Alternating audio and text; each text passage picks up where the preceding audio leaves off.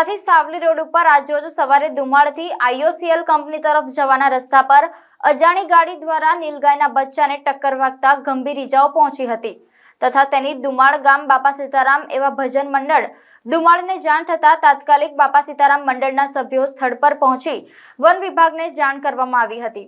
One વિભાગ પણ તાત્કાલિક આવી ગયા હતા। સારવાર માટે મોકલી આપવામાં આવી હતી। વિષ્ણુભાઈ, કિશોરભાઈ, વિજયસિંહ, જલાભાઈ, રાકેશભાઈ તેમજ ગામના સભ્યો પહોંચી ગયા હતા। જય બાપા સીતારામ।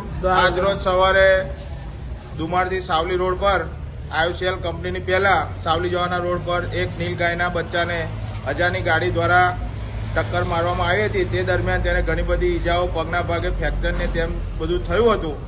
તો તે દરમિયાન ત્યાંથી જતા વ્યક્તિ દ્વારા બાપા સીતારામ સેવા ભજન મંડળ ધુમાડને જાણ કરતા બાપા સીતારામ મંડળના સભ્યો તાત્કાલિક દોડી જઈ તેને સાઈડ પર હટાવી અને વન વિભાગને જાણ કરી તાત્કાલિક સારવાર માટે તેને મોકલી આપેલ છે।